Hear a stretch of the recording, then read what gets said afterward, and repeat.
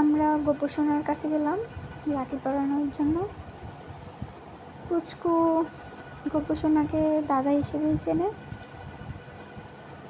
যদি পুচকুকে জিজ্ঞেস করা হয় যে তোমার দাদা কোথায়, তাহলে পুচকু গোপসোনার কাছে চলে যায়। আর আজকে তাই গোপুকে রাখি পরিয়ে দিতে বললাম পুচকুকে। পুচকু তো পরাতে পারছে না, তাই আমি পরিয়ে দিচ্ছি।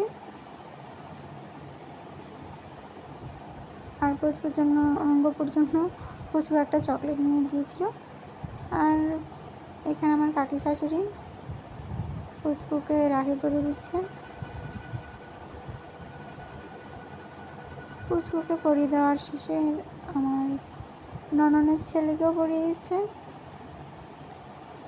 এটা পুচকু সোনার দাদা। আর এখানে কাকিমা আমাদেরকে সম্পাকড়ে দিচ্ছে। তারপরে এখানে চলে গেলাম সেজো কাকিমার কাছে। সেজো কাকি শাশুড়ি উনিও পুচকুকে রাখি পরিয়ে দিচ্ছে।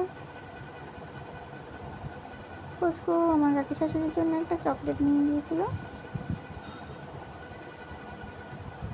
কাকি শাশুড়ি তো চকলেটগুলো রাখলো না, পুচকুকে দিয়ে দিল। তারপর কাকি শাশুড়ি ওকে বিস্কিট দিল। আমরা বৃষ্টি হচ্ছিলো, তাই মাথাটা দিয়ে রাধাকৃষ্ণকে রাখি পরানোর জন্য আসলাম। এটা আমার কাকি শাশুড়ির ঘর। এখানে রাধাকৃষ্ণকে রাখি পরাতে আসছে পুচকু। মাথার মুকুটগুলো একটু লুজ ছিল, যার কারণে পড়ে যাচ্ছিল। তারপর ঠিক করে দিলাম।